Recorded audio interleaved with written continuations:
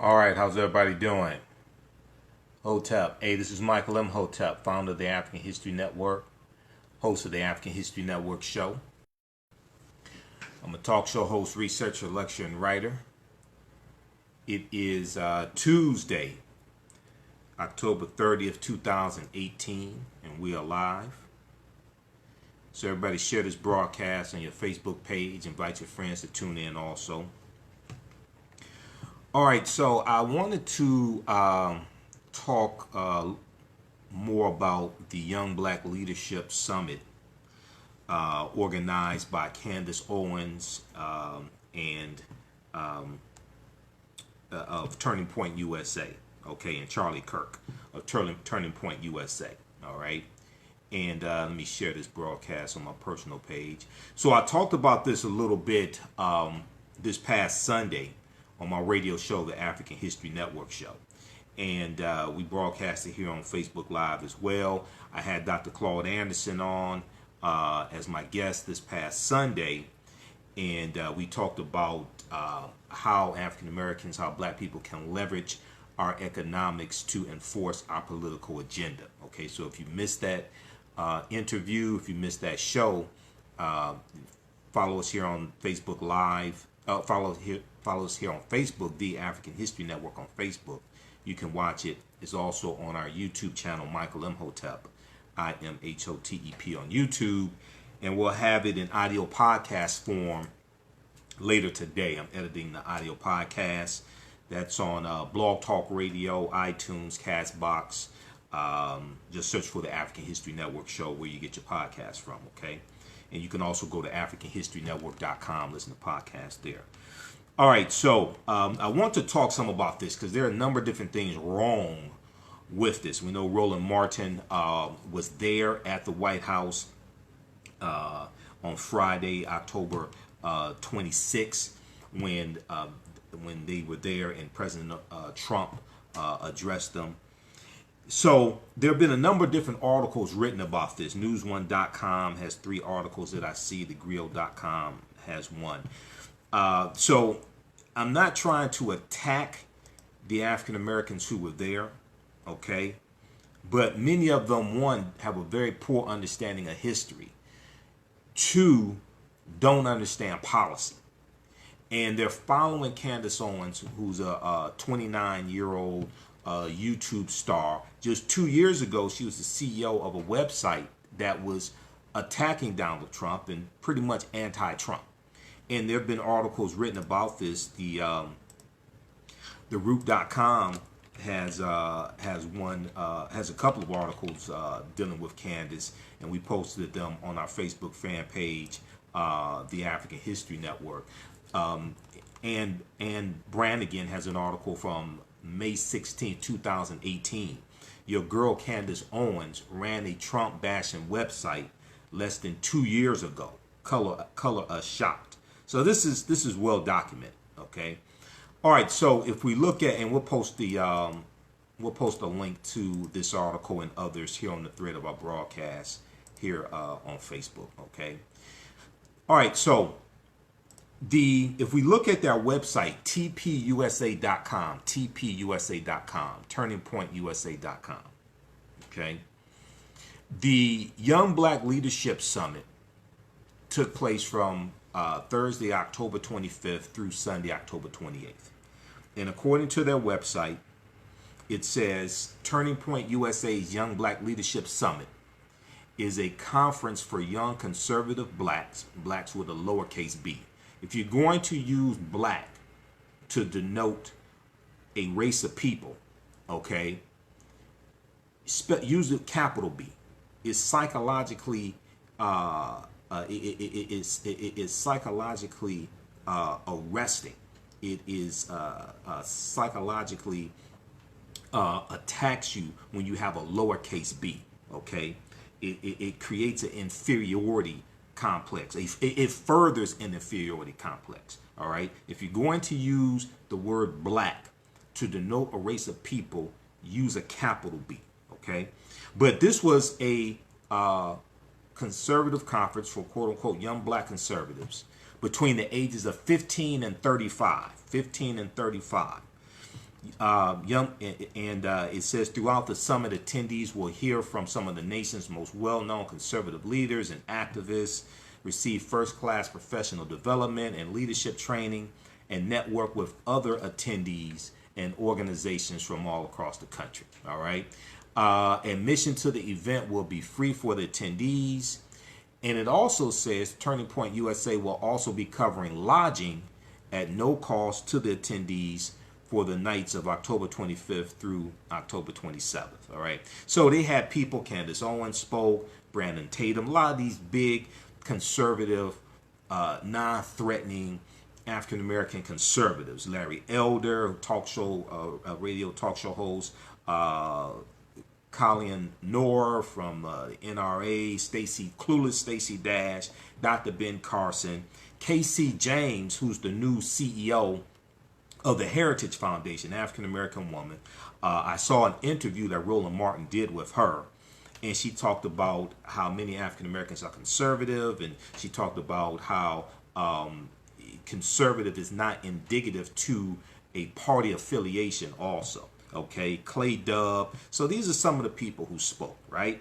So if we look at some of the coverage, some of the articles, and Malcolm X ties into this, I'm going to deal with this because one of the sisters who was there misquoted Malcolm X. And a lot of people, and see, this is one of the problems that I have to explain to people, right? And I've studied Malcolm. I was just reading through Malcolm X Speaks. And these are Malcolm's significant speeches after he leaves the Nation of Islam. And people quote oftentimes Malcolm from the Ballot or the Bullet.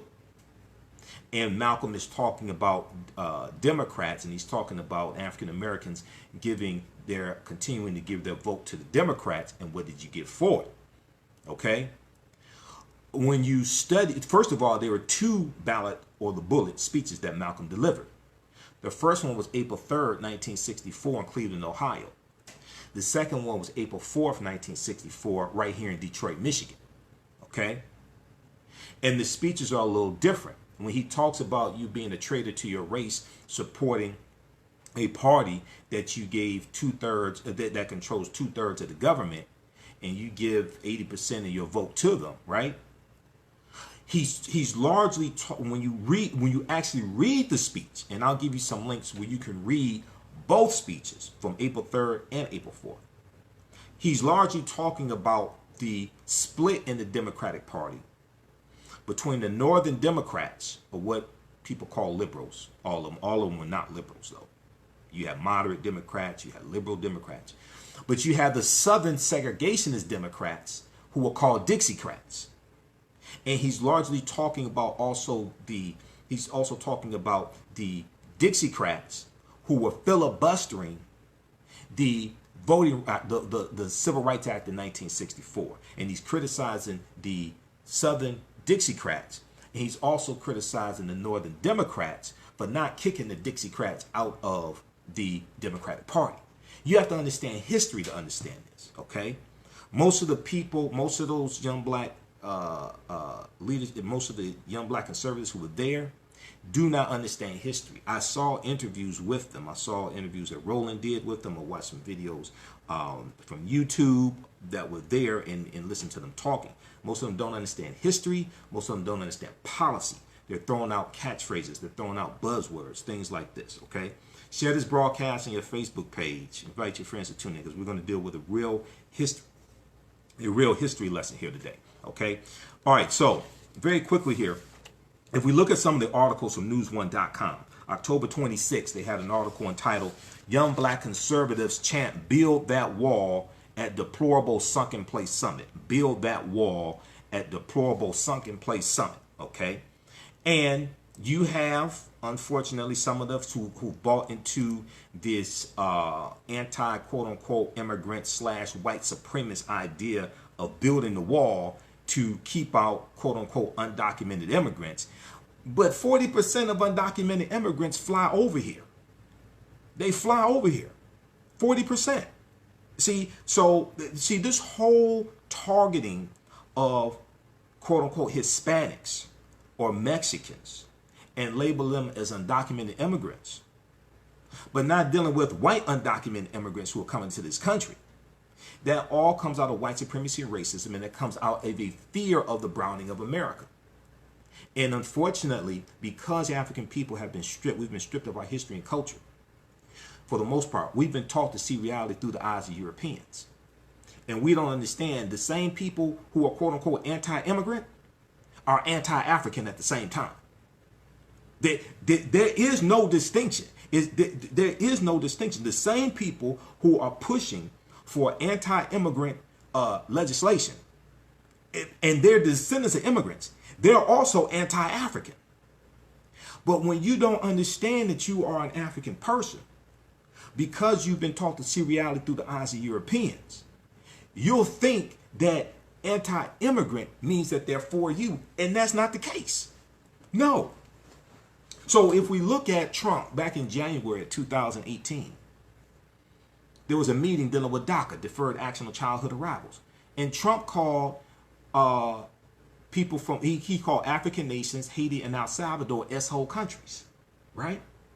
And his policy follows along with that. He wanted to deport the Haitians who were here because of the earthquake that hit Haiti in 2010. We can look at his policies just today. Because we are like 7 days away from midterm elections, he's trying to galvanize support for his base, especially his white supremacist base, right? So today he floats out that he's going to do an executive order to amend the 14th Amendment, so to take away the birthright citizenship, meaning that someone who was born here in this country, even if they're born to undocumented immigrants, they're citizens. He has a poor understanding of the U.S. Constitution. And he has a poor understanding of how to amend the Constitution. You cannot amend the U.S. Constitution with an executive order. Okay? To amend the U.S. Constitution, that has to go through Congress. Okay, you have to, and you can research this. This is easily verifiable. A bill has to pass the U.S. House of Representatives and the U.S. Senate by a 2/3 majority vote. Then it has to be ratified by 3/4 of the state legislatures. It has to pass 3/4 of the state legislatures. They have to be ratified by them by a 2/3 majority vote in the state legislatures. 3/4 of 50 is 38. This fool has absolutely no clue what he's talking about. Or maybe he does, but he thinks his followers are so stupid that they'll vote for the candidates he's endorsing anyway. Either way, they're dumb as hell. I'm telling you. You cannot, and on MSNBC today, they were talking about how, Craig Melvin talked about this. He said all the legal experts we talked about said he cannot amend the Constitution with an executive order. Trump, first of all, I don't think Trump has ever read the U.S. Constitution. Okay, if he has, he hasn't read it recently. Okay, so this is just nonsense. This is all designed to galvanize support for his base, to get them to turn out in midterm elections, because Trump really fears that he's going to lose the House of Representatives. If he loses the House of Representatives, which he should, then we need to vote for our interests. This is not about political party. This is about policy. This is about issues. Okay? Now, on the national level, it just so happens the majority of the bad public policies are coming from Republicans, if you actually study them. Okay, there's some Democrats that I don't like. Senator Joe Manchin in West Virginia, he needs to be voted out of office. He has no backbone. He's spineless. Okay, he's the wrong type of Democrat, and I'm neither Democrat nor Republican. Okay, I'm an independent. However, there, when I study politics. You listen to my radio show, the African History Network show. You hear this. There's some Democrats I disagree with. Senator Joe Manchin is one. He's spineless. He needs to be voted out of office, okay? But Trump fears he's going to lose the House of Representatives. If he loses the House of Representatives, Democrats gain control. That means they have control of the House Intelligence Committee. That means they can reopen the House Intelligence Committee investigation into Russia meddling into the U.S. election 2016. because it was shut down by Republicans because they controlled the House of Representatives. There are about 239 Republicans in the House of Representatives and about 193, 194 Democrats. Okay, they'll have control of the House Judiciary Committee. They'll have control of all these committees and can launch investigations into Trump. Not even talking about the House Judiciary Committee is the committee that debates whether or not to impeach a president. Okay, it's too early to talk about impeachment. And you have to let Mueller finish his investigation. Number one. So it's too. I wouldn't even talk about impeachment right now. But these other committees that Democrats will gain control of, Trump is scared to death of them because he will be truly exposed. And personally, I think Trump is going to be forced to resign from office, just as Richard Nixon announced his resignation August 8th, 1974, and he resigned officially 12 noon, August 9th, 1974. Even though articles of impeachment were drawn up against Richard Nixon. Okay, first article of impeachment was obstruction of justice. Second article of impeachment was abuse of power, if I remember correctly. Nixon was not put on trial in the U.S. Senate. He resigned before he was put on trial. Okay, so if we look at the article from October 26, newsone.com, young black conservatives chant build that wall at deplorable sunken place summit. Also, African-American business owners, hey, post the name of your business here in the thread of the broadcast and email us at customerservice@africanhistorynetwork.com, customerservice@africanhistorynetwork.com to find out how to advertise with the African History Network. And you can advertise on the audio podcasts of our radio shows and broadcasts like this also. We reach thousands of people across the country on a weekly basis and with each one of our shows, okay? All right, customer service at AfricanHistoryNetwork.com. So they talk about the Sunken Place Summit was in full effect on Friday in Washington, D.C., and sadly it brought about a flock of black people embracing white supremacy, okay? In fact, the Young Black Leadership Summit was going beyond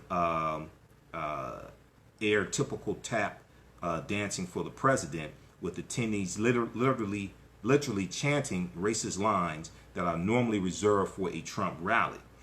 One young man who live streamed the summit on YouTube was babbling into the camera with young people chanting build that wall in the background. The young man said, quote, it's black excellence at its finest to the highest degree, end quote. More like anti-blackness at its highest degree.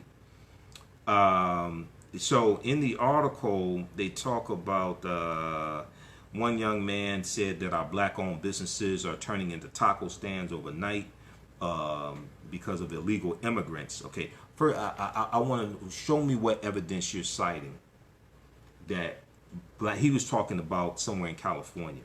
Show me what evidence you're citing that that's because of undocumented immigrants. One, there's a video on YouTube because Roland Martin talked to this guy.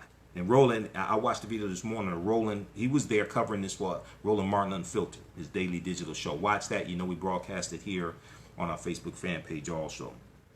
We share it here. And he asked, there was a group of young black conservatives around him, and he asked them, how many black-owned businesses are there here in the U.S.? He said, how many black-owned businesses were there in 2008, 2009? No one can tell it. No one can tell them. No one can tell them how many there were today. So, and he's telling them, wait a second. If you're going to make these arguments, you need to have your facts, okay? In 2007, there were 1.9 million black-owned businesses. That comes from the U.S. Census Bureau. That's the survey of black-owned businesses, okay?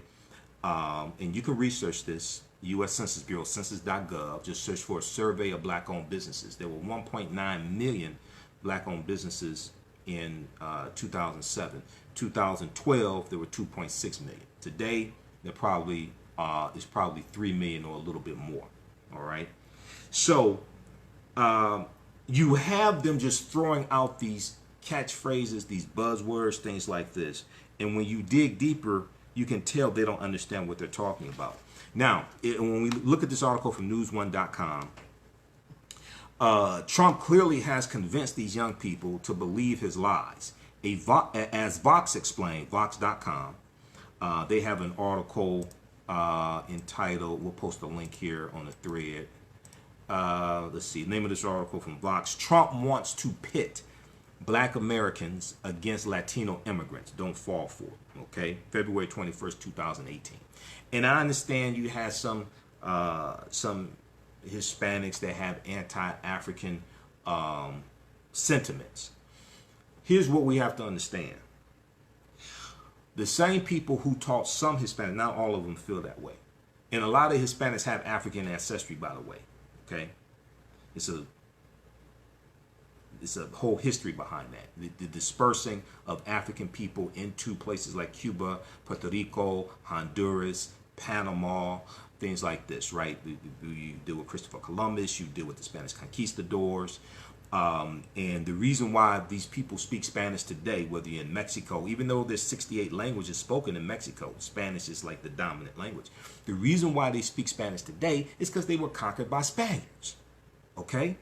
So many of them have been taught to see reality through the eyes of Europeans as well, through various ways, because they were conquered by Europeans just like we were conquered by Europeans. In this country, largely 13 colonies, it was the British, it was the English, okay? With them, they were conquered by the Spanish. This is why we speak English today. Okay, so as I explained to people, the same people who taught some Hispanics to hate us, taught us to hate ourselves, and these are Europeans.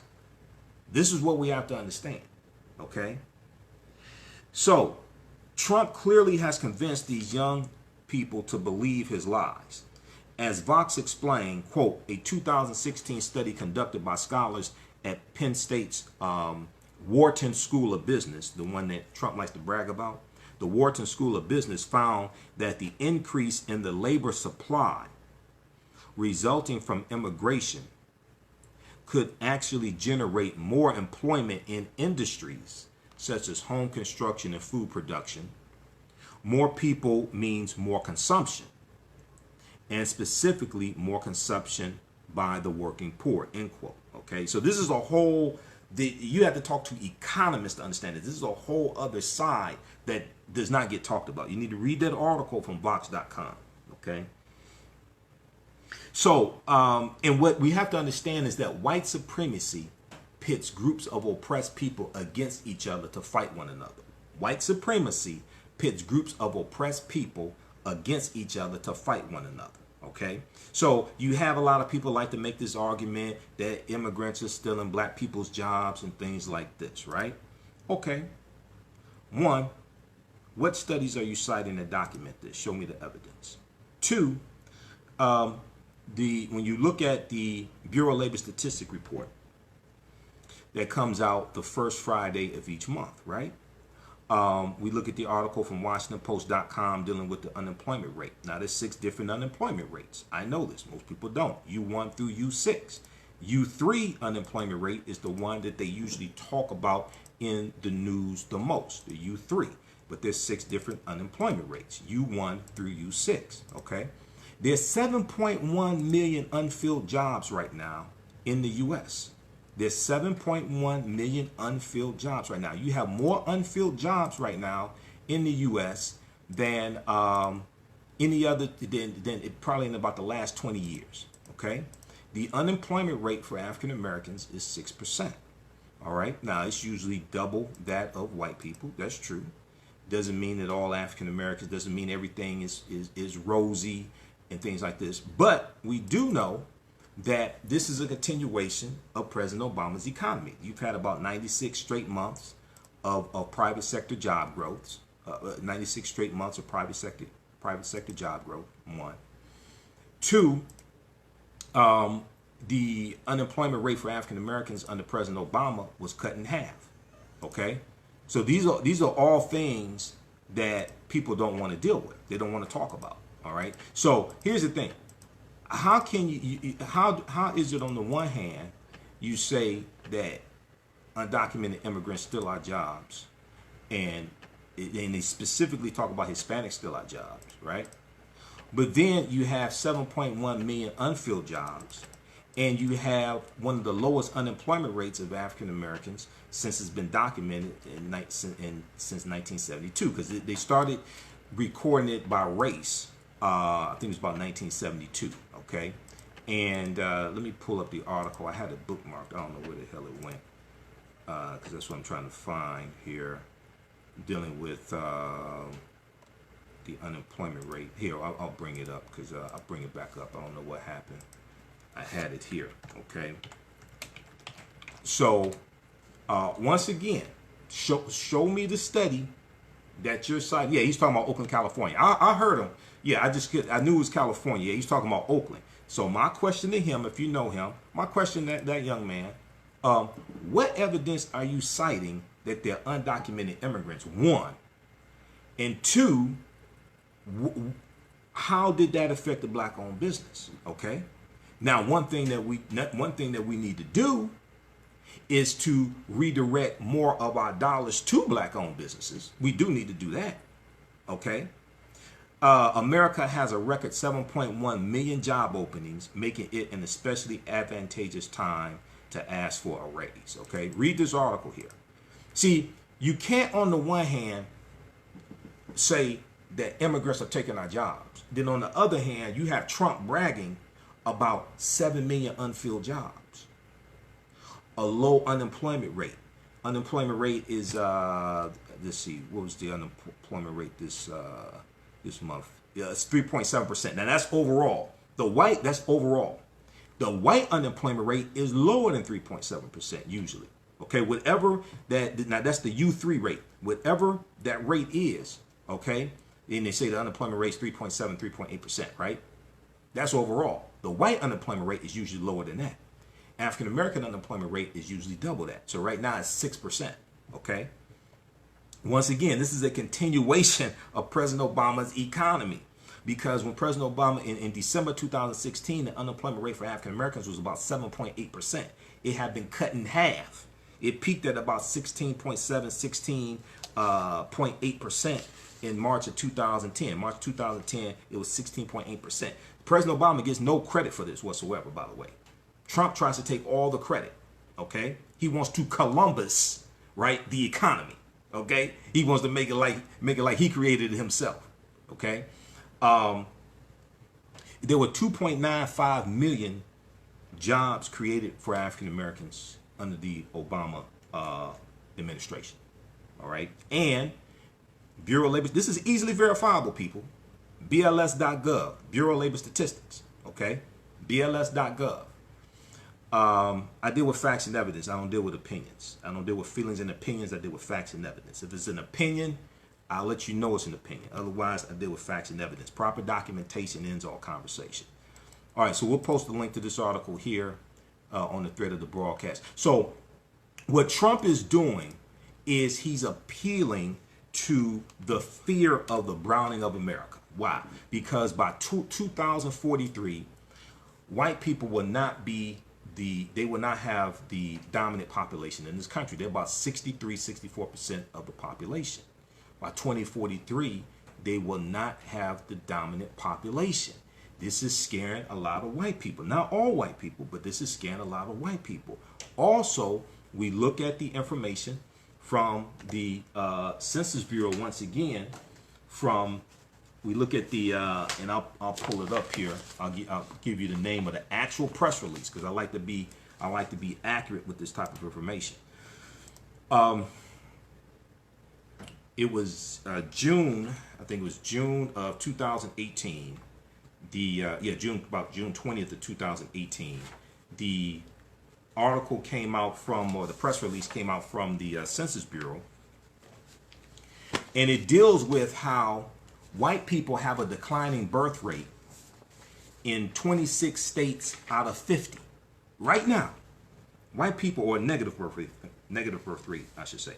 White people have a negative birth rate in 26 states out of 50. Okay? What does that mean? That means that in 26 states out of 50, right now, more white people are dying than are being born. This trend is accelerating the browning of America, okay? And it's accelerating white people, a time when white people will not be the dominant population. This is scaring a lot of them. So this is why Trump is talking about cracking down on immigration from non-European countries. He has said they want to have more immigration from white countries, less immigration from countries of color. Census.gov, June 21st, 2018. Midwest home, H-O-M-E, Midwest home to most of the counties with decreases in median age. Midwest home to most of the counties with decreases in median age, okay? And they break this down here.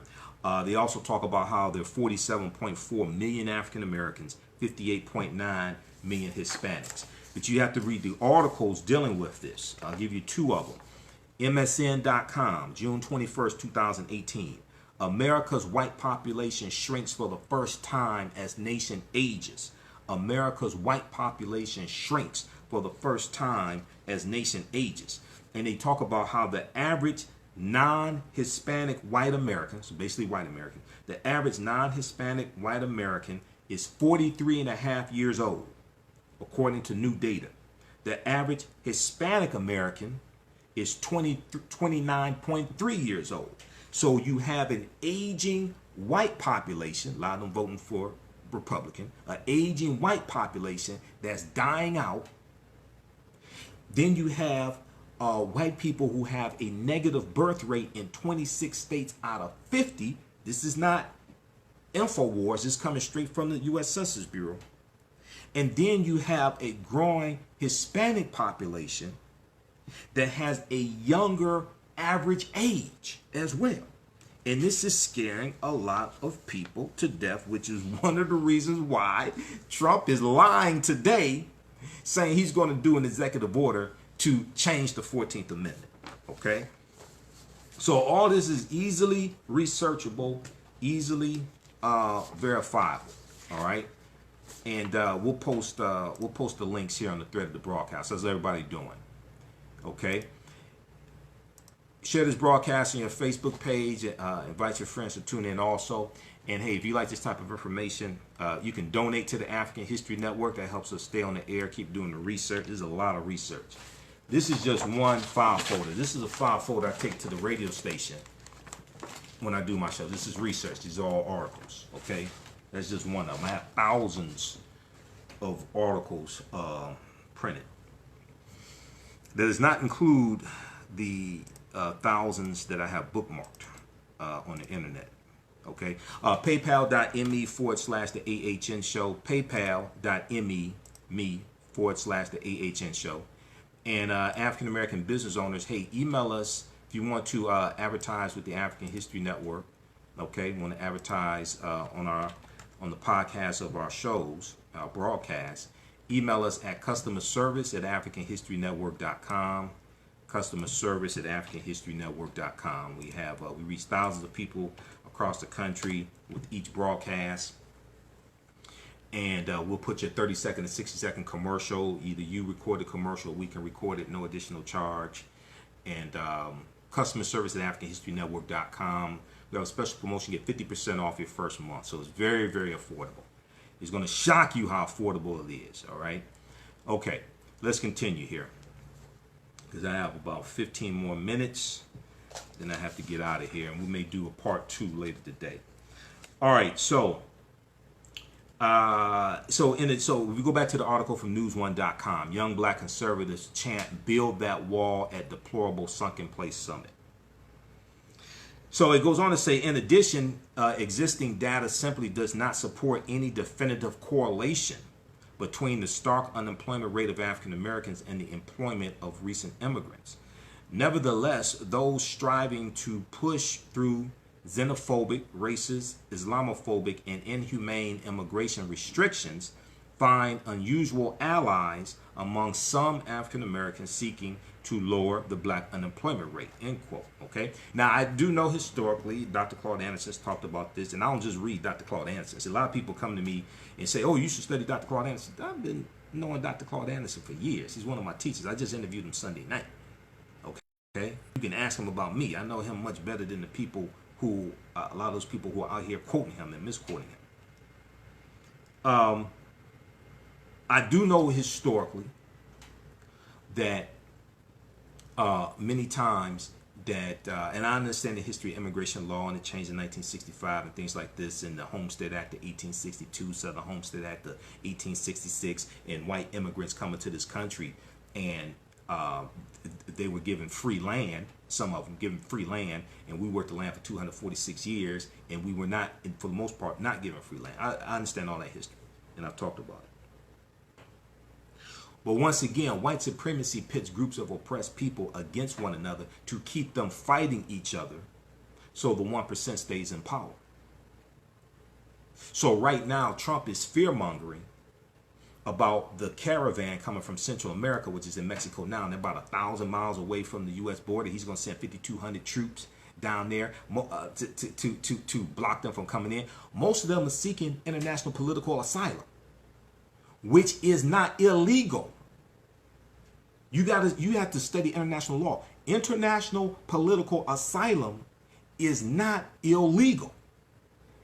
You got people out here trying to criminalize these people. What these people don't tell you is that the much of the violence that these people are fleeing from Guatemala, El Salvador, Nicaragua, much of the violence they're fleeing from, the U.S. was involved in creating in the first place over the last 50 years because of the U.S. policies, the U.S. The overthrow of the Honduran government in 1954, the democratically elected Honduran government in 1954, involvement in the El Salvador Civil War, the 12-year Civil War, involving in Nicaragua with the Sandinistas and the Contras. No, documentation. The violent Central American migrants are fleeing was stoked by the U.S. You have to understand history to understand this. Okay? Vox.com, VOX. The violence Central American migrants are fleeing was stoked by the U.S. We're still dealing with the aftermath of atrocities committed by the U.S. allies in Central America during the Cold War. This is something Trump doesn't want to talk about. The desperate border crossers often come from Central America's northern triangle, El Salvador, Guatemala, and Honduras, and are fleeing high homicide rates and violence in those countries.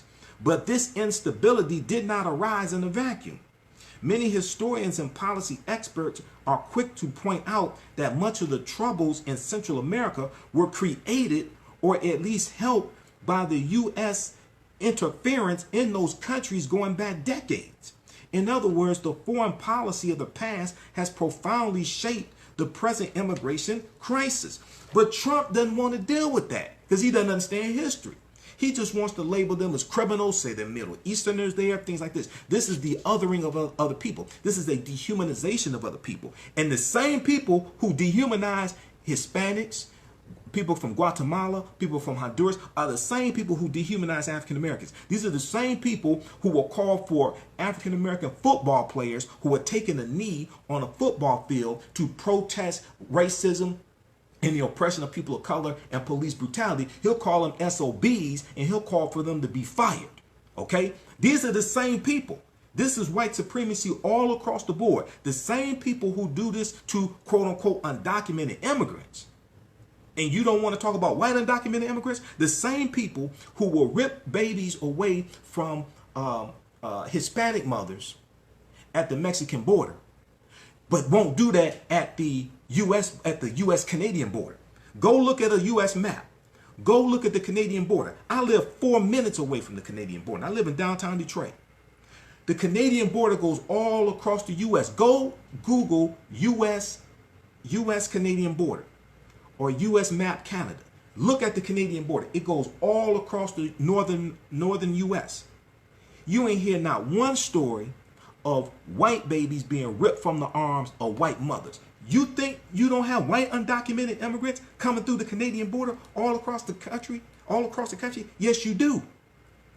But that's not the focus of the Trump administration, right? Because they don't care about what in general. You may hear a story. I've seen one story here, one story there, of some white undocumented immigrants they caught and deported. Most of them are probably stupid, okay? But white undocumented immigrants are not the target of this administration because they're operating based upon white supremacy. And one of the main people crafting the immigration policies is a white supremacist named Stephen Miller. Stephen Miller, okay? So you gotta study this.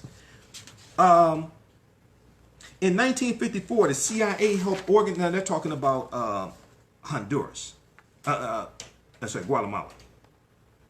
It was Guatemala overthrow the government. CIA, 1954, Guatemala. In 1954, the CIA helped organize a military coup to overthrow Guatemala's democratically elected government and continue to train Guatemalan military well into the 1970s. This is history. Okay? So you have to, when we see certain things and certain events take place politically today, you have to understand the history behind it. Historical events don't happen in a vacuum. They are the culmination of a sequence of historical events that lead up to a larger event taking place.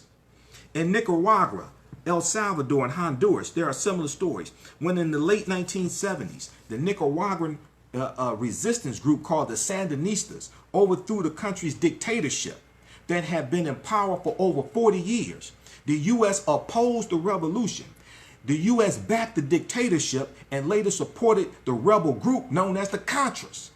In El Salvador, the U.S. gave billions of dollars to the government to fight socialist, the socialist party, the Farabunda Marti National Liberation Front, FMLN, and used Honduras and used the military base there in Honduras for military exercises. Okay, so you got to study this. Then Trump likes to talk about MS-13, right? MS-13 this, MS-13 that. Yes, they are bad. Yes, members of MS-13 need to be deported. But wait a second. MS-13 didn't start in Nicaragua or Honduras or Guatemala or Mexico. MS-13 started in Los Angeles, California. This is what Trump doesn't want to talk about. Okay? They reference Professor Oglesby here. Professor Oglesby was quick to emphasize that while MS-13 garners most of the headlines today and whose origins are in Los Angeles, California, not Central America, quote, a much deeper problem for Central America are government-linked organized crime networks that come directly out of the counterinsurgents experience of the 1980s, end quote. Okay? So you have to read this article. We'll post a link here. I don't have time to get through all this. You have to understand this history. Trump is lying to you. He's not going to tell you any of this. The violent Central American migrants are fleeing was stoked by the U.S. And there have been other articles that deal with this as well. Yahoo News.com had one also, a really good article dealing with this as well. And it was dealing with stop calling them undocumented immigrants or something like that. They are political asylum seekers. They're seeking international political asylum. By the way, not only is that international law, the U.S. government was involved in crafting and drafting that international law for international political asylum. Okay? This is something Trump is not going to tell you. All right. So let's continue here. How's everybody doing? All right. Share this broadcast on your Facebook page, okay? Okay, so we have that first article there from news1.com, and they go on to say that the truth is it is gentrification that is hurting black businesses, which has nothing to do with immigration. In general, just most of gentrification is not about immigrants, although a small portion of it is. The majority of gentrification, it deals with affluent white people moving into African American communities. Okay, You will have some immigrants involved in that, but the majority of gentrification is dealing with the buying up of property and white people moving in these communities and pushing out African Americans. Okay, this is what's taking place. I spoke on gentrification. You may have seen the Facebook Live broadcast that I did last Thursday. Okay, and or like, was it Wednesday, Thursday? Last week, October 25th. That was Thursday, and that was the State of the City address here in Detroit. The Malcolm X grassroots movement and the Committee to Preserve the Legacy of Chokwe Lumumba. And I gave a definition of gentrification. This comes from Public Broadcasting System. PBS.org has an article, What is Gentrification? Gentrification is a general term for the arrival of wealthier people in an existing urban district. A related increase in rents, rent payments, rents, and property values, and changes in the district's character and culture. The term is often used negatively, suggesting the displacement of poor communities by rich outsiders. But the effects of gentrification are complex and contradictory, and its real impact varies. Okay?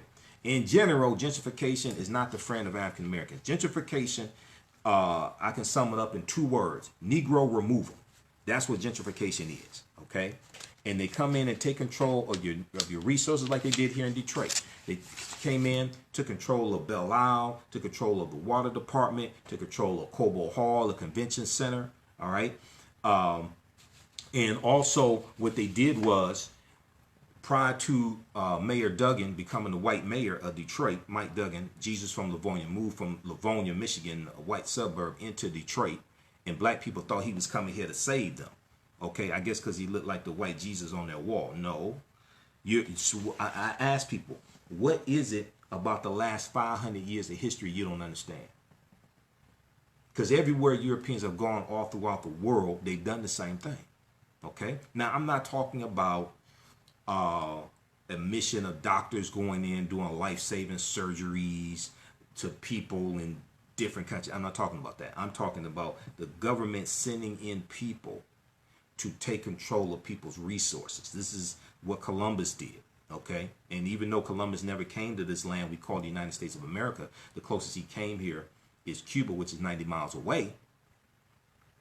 We still feel the effects of that because Columbus helped lay the foundation for slavery, racism, capitalism, and exploitation of indigenous people. The 4 voyages that he went on from August 3rd, 1492 to his last voyage was 1504, and he dies in 1506.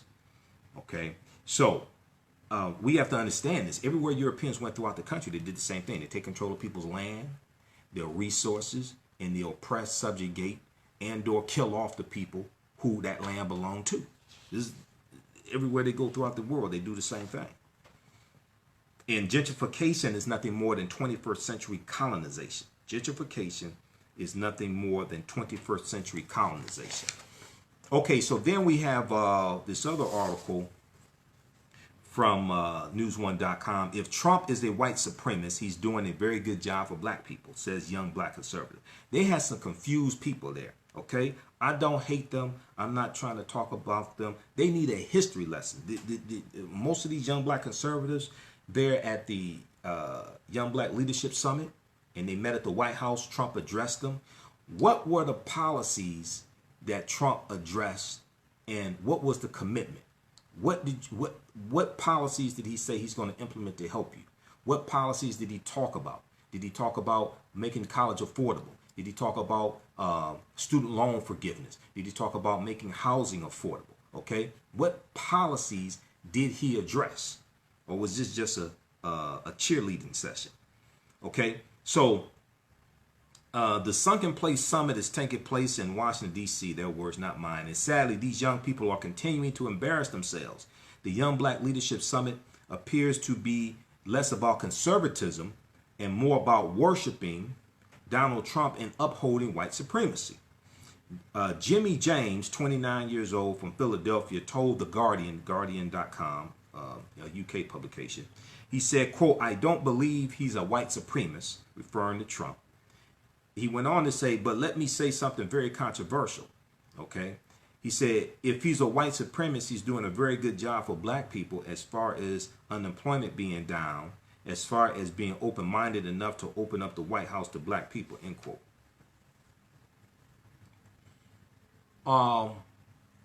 Thomas Jefferson had slaves at the White House. I mean, not slaves. He had black people at the White House. George Washington, even though George Washington lived at the White House in Philadelphia, because George Washington did not live at the White House in Washington, D.C., because it was under construction. The first U.S. president to live at the White House in Washington, D.C. was John Adams, the second president.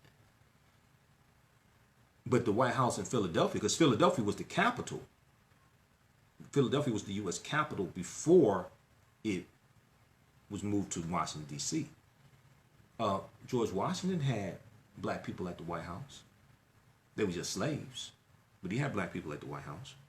But one of the things Roland talked about, and watch Roland Martin Unfiltered. Watch it on Facebook Live, Roland Martin on Facebook. Visit RolandMartinUnfiltered.com. Also watch it on YouTube, Roland Martin on YouTube. In the conversation that Roland had with the people there at the summit, one of the young black conservatives asked Roland, he said, have you ever seen this many black people in the White House before? And he was all happy. Roland said, yeah, it happened 6 times a year under President Obama. And he said, well, I mean, this many black conservatives. He said, yeah, this happened before. He said, this happened under George W. Bush and George H.W. Bush. He said, there were more than this here. Okay, so you have a lot of them who don't understand history, don't understand politics.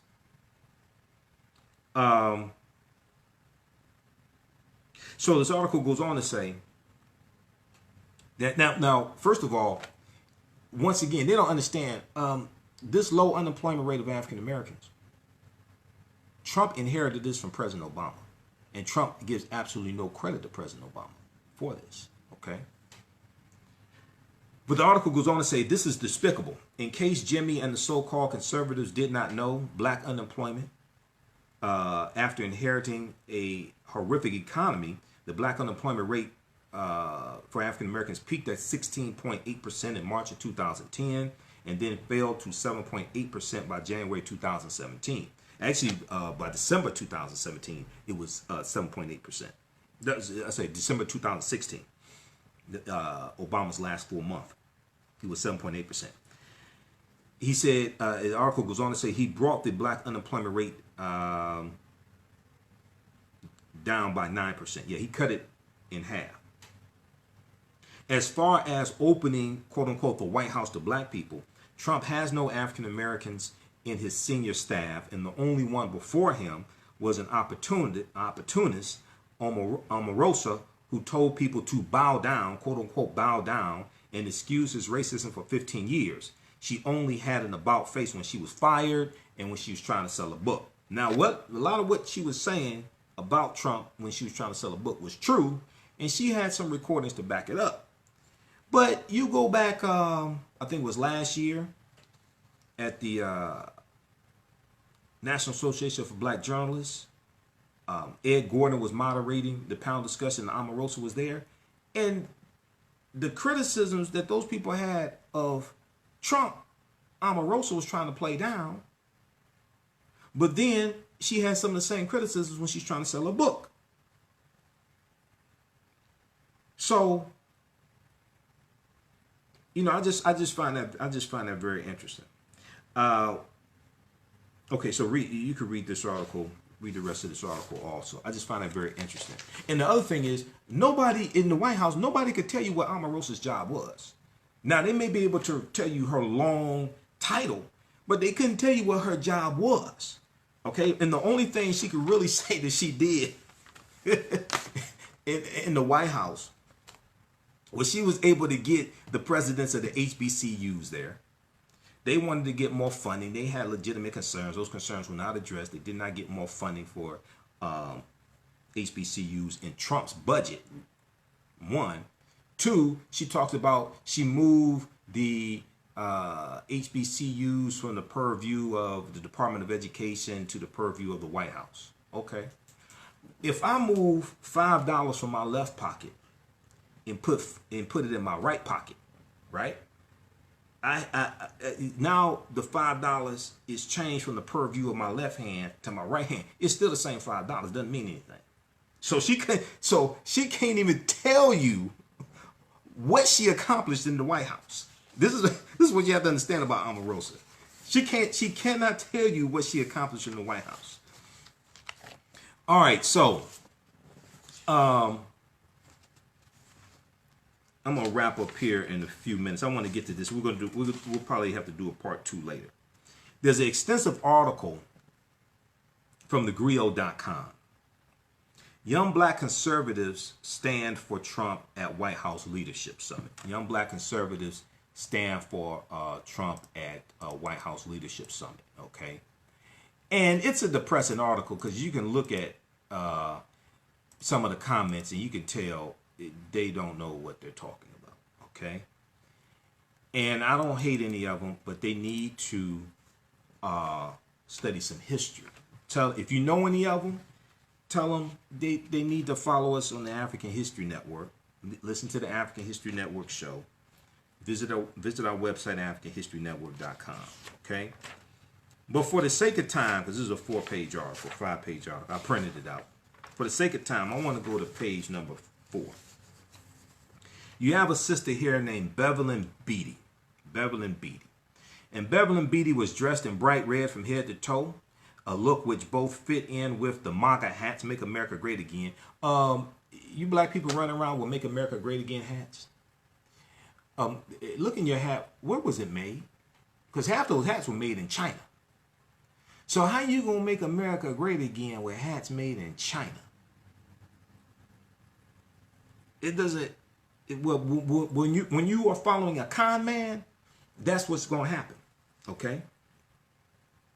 But a look which both fit in with the MAGA hats and stood out amongst the sea of black suits. Her voice echoed across the street when she spoke passionately about why she chose to vote for Trump. She said, "I got so much ridicule, you think? I was called a disgrace to my people. And let me tell you something. It was predominantly white people who told me this." Well, you have some woke white folks. They were correct. She said, quote, "Now, I'm not a racist now. Black people can't be racist. I love my white people. But let's make something very clear. When you have a white person tell you to think because you're black, that's racism. No, they were telling you to think because you're crazy." Okay? So she goes on to say, quote, "Malcolm X said it very clearly. Any African American who vote for liberals that have continued to make promises and yet have not done anything and have not kept their promises are a chump and a disgrace to your race," end quote. Okay? She goes on to say, "We're not the disgrace. We're not angry black people. We're not people that are stupid. We are not dumb." Okay, well, so now you want to bring Malcolm up. Okay, well, if we're going to bring Malcolm up, then we have to do this correctly. So the speech she's referring to, now she probably can't even tell you which speech she's talking about. The speech she's referring to is the speech from Malcolm X called the Ballot or the Bullet. The Ballot or the Bullet. The one specifically she's referring to is the one he delivered here in Detroit, April 4th, 1964. Okay, so you have to understand chronology and context. All right. Malcolm officially separated from the Nation of Islam the previous month, March 8, 1964. March 26, 1964, Malcolm meets Dr. King for the first and only time. Where? At the U.S. Senate debate for the Civil Rights Act in 1964. Okay? That's March 26. Malcolm delivered his speech, The Ballot of the Bullet, first in Cleveland, Ohio, April 3rd, 1964. Secondly, in Detroit, Michigan, the next day, April 4th, 1964. Okay? So most of the transcripts of the speech that you see online and the transcript of the speech that's in this book here, Malcolm X Speaks, okay, edited with notes by George Brightman, that's the speech from April 3rd. if you look at that speech, he doesn't talk about you being a chump and a traitor to your race, okay? But let's look specifically at what Malcolm said. Because if Malcolm were alive today, he would be calling the the black people running around with Make America Great Again hats, he would be calling them a traitor to their race, okay? So let's look at what Malcolm said. He said, April 4th, 1964, in Washington, D.C., in the House of Representatives, there are 257 who are Democrats and only 177 Republicans. Actually, we got the clip right here. Let's listen to Malcolm. Let me turn up the volume, and then we're going to break this down a little bit, then I have to get out of here. You put them first, and they put you last, because you're a chump.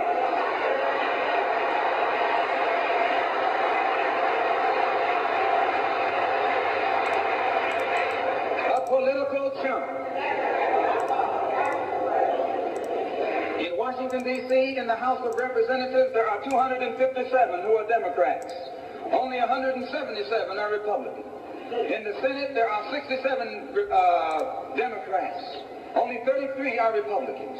The party that you back controls 2/3 of the House of Representatives and the Senate, and still they can't keep their promise to you, because you're a chump.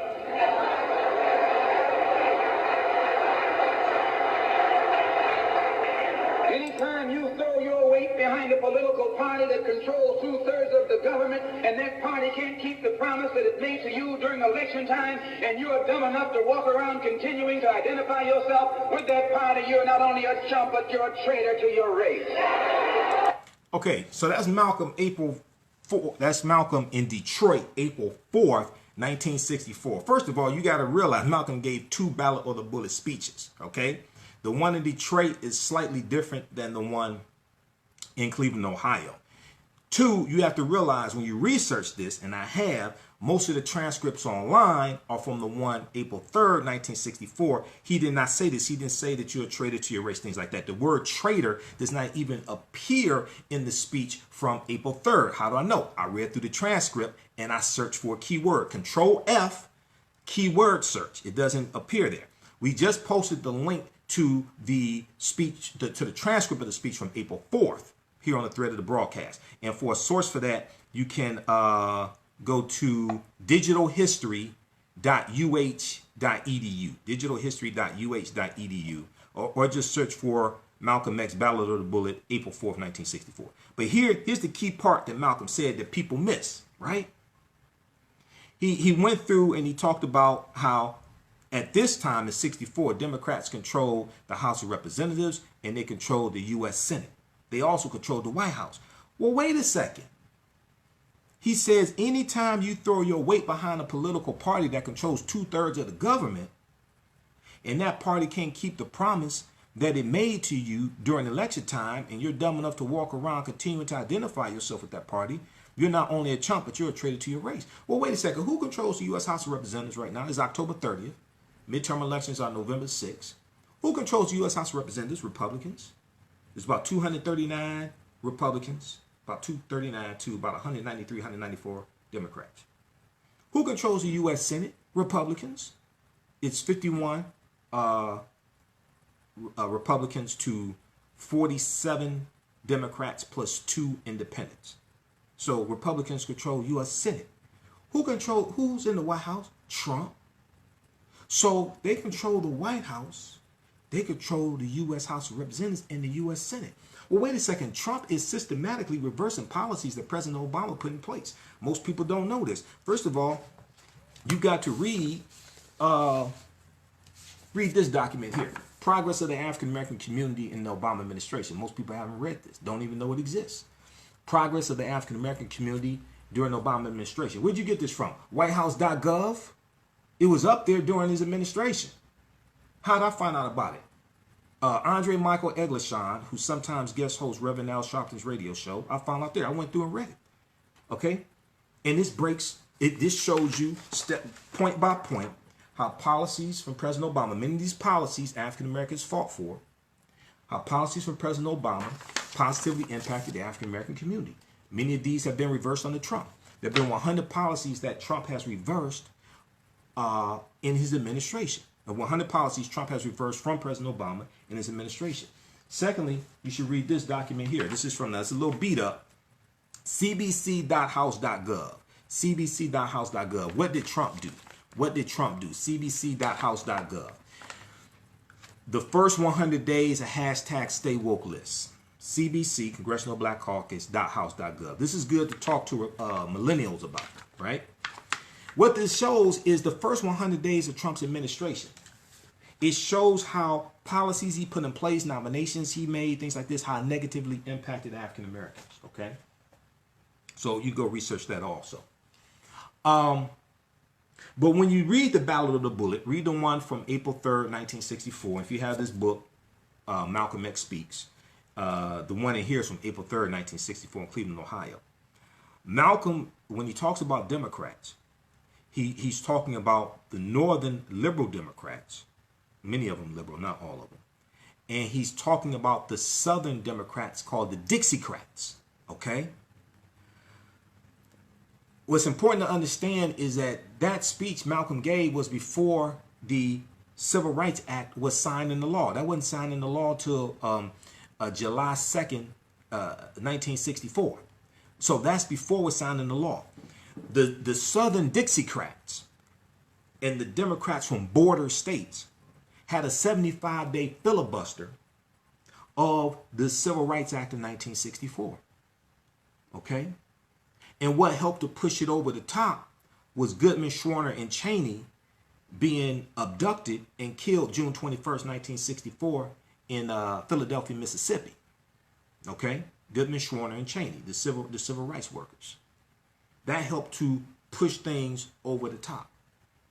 And President Johnson signed it into law July 2nd, 1964. Okay, so this speech that Malcolm gave after he was just at the U.S. Senate debate for the Civil Rights Act of 64 on March 26, 1964. This is a few days after that, okay? But this is before it passed. This is also before Malcolm left to go to Mecca. He left April 13th, 1964.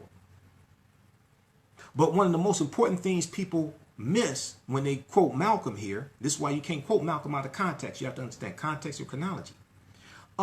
Because of the Civil Rights Act of 64 and the Voting Rights Act of 65, most of those Southern segregationists, Dixiecrats, they leave the Democratic Party.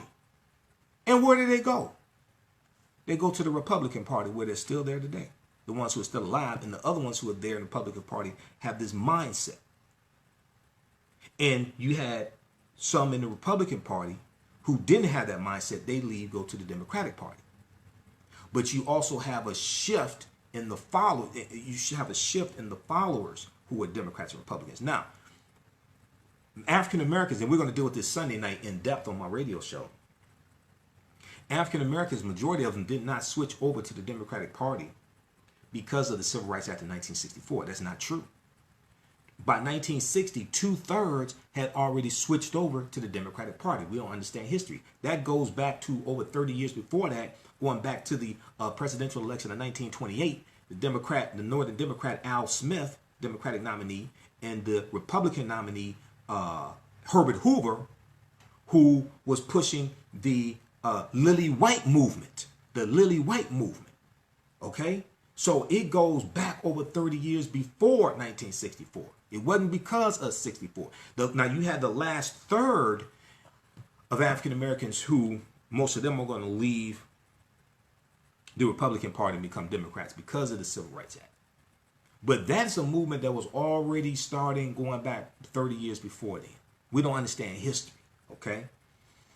So we'll deal with that Sunday night, 9 p.m. to 11 p.m. Eastern Standard Time, Sunday, was that November 4th, on the African History Network show. Visit our website, AfricanHistoryNetwork.com, AfricanHistoryNetwork.com. James said they control 3/3 of the government. They control the U.S. Supreme Court also. That's why they wanted to get Brett Kavanaugh on there. You should ask yourself this question, right? Republicans, why do Republicans fight tooth and nail to get one white boy who loves to drink beer on the U.S. Supreme Court. When white people control the House of Representatives, they control the U.S. Senate, they control the presidency, they control six multinational media corporations that control 90% of what you read, see, and hear. White people own that. Okay, they you look at the Forbes list of billionaires. Most of them are white in the U.S. Okay, you have two companies valued at $1 trillion, Amazon and Apple. Okay, you look at all this. If white people control all of that, why were Republicans fighting so hard to get Brett Kavanaugh on the U.S. Supreme Court? Because this is all about law, and that's what we don't understand. This is all about law. What they are trying to do, because you have largely the Democratic Party and Republican Party, you have two different ideologies. When you really study their policies, you have two different ideologies in general. Now, you have some U.S. senators like Joe Manchin, who's in West Virginia. Well, he's in a red state. He's going to be more conservative, but Joe Manchin is spineless. Okay, there's a difference between being more conservative, like Doug Jones in Alabama, because Alabama was a state that went for Trump. There's a difference between that and just being spineless like Joe Manchin. Okay. This is all about law. So you had cases, right, that you're going to have cases coming before the U.S. Supreme Court dealing with, you got one right now dealing with affirmative action at Harvard University, and Asians are saying, wait a second, spots that should go to us are going to African Americans, okay? They wanted, the season for the Supreme Court started up October 1st.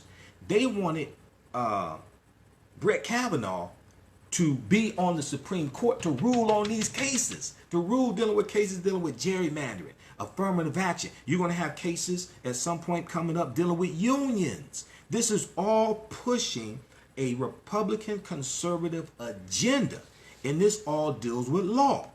So they wanted him. That's why they fought tooth and nail. They didn't care about sexual misconduct allegations. It was a sham of an investigation. They didn't care about none of that. They said, we need to get him on the Supreme Court. He was vetted by the Heritage Foundation and the Federalist Society. They said, we need to get him on the Supreme Court. We don't care about none of this. They're trying to maintain raw, naked power at any cost. We don't understand evil on that level. Most African Americans don't understand evil on that level unless you understand history and law. We don't understand this. Okay? We I guess people say, oh, the Supreme Court ain't never done nothing for us, blah, blah, blah. I said, do you understand political self-defense is not necessarily what the Supreme Court can do for you, is understand how to block what they're trying to do to you. This is political self-defense. This is something that I teach. Okay? We don't understand thinking on that level and strategizing on that level. All right, so look, I have to get out of here. Hey, remember visit our website, AfricanHistoryNetwork.com. If you like this type of information, share this broadcast on your Facebook page. Okay? You can donate to the African History Network. That helps us keep doing the research. There's a lot of research.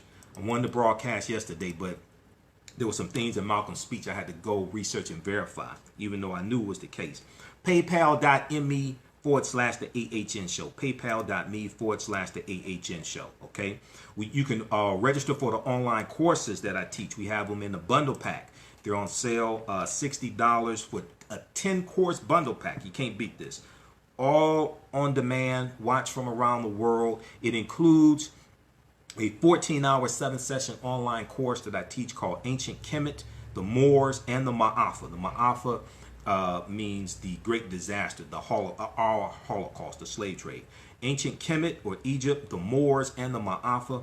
Understanding the transatlantic slave trade, what they didn't teach you in school. Understanding the transatlantic slave trade, what they didn't teach you in school. Okay. So you can sign up for that. It's on sale $60. It's a 10-course online bundle pack, and then also we have the digital download. We have some of my lectures. The Black Panther 8 digital download bundle pack includes 3 of my lectures dealing with the film Black Panther. Okay, and some of my other presentations also. You can order that as well. All of this is available at AfricanHistoryNetwork.com. And for our children, we have to teach this to our children at an early age so they don't get suckered by con men and things like this.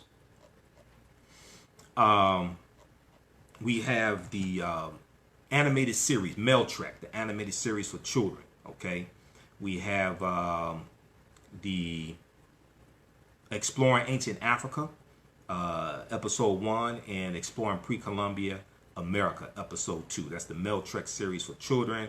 You can buy them individually, the cartoons. We have the coloring book. We have the story book. And also we have them in the bundle pack as well. Okay, so the bundle pack is on sale $80, or you can buy the DVDs by themselves. We have all that at AfricanHistoryNetwork.com, AfricanHistoryNetwork.com. Okay, all right, and we'll post these links here also. I have to get out of here. Hey, remember, at the African History Network, we focus on educating, empowering, and inspiring people of African descent throughout the diaspora and around the world, because right knowledge corrects wrong behavior. I'll be at Wayne State University in Detroit Saturday, November 3rd for the Motor City Black Age of Comics comic book convention. I'm on a panel discussion at 3:30 p.m. dealing with the film Black Panther. We have that information at our website, AfricanHistoryNetwork.com, AfricanHistoryNetwork.com also. Hey, remember, at the African History Network, we focus on educating, empowering, and inspiring people of African descent throughout the diaspora and around the world, because right knowledge corrects wrong behavior. What you do for yourself, what you do to yourself, and what you allow other people to do to you and get away with is based upon what you think about yourself. What you think about yourself is based upon what you have been taught about yourself. What you've been taught about yourself is based upon everything you've read, heard, and seen about yourself. Okay? African American business owners, be sure to email me at customer service at AfricanHistoryNetwork.com, customer service at AfricanHistoryNetwork.com, and find out how you can advertise. You can run your commercials on the audio podcast of our broadcast. We reach thousands of people across the country with each episode. Right now, let's correct wrong behavior. It's not over till we win. Wakanda forever. We'll talk to you next time. Peace.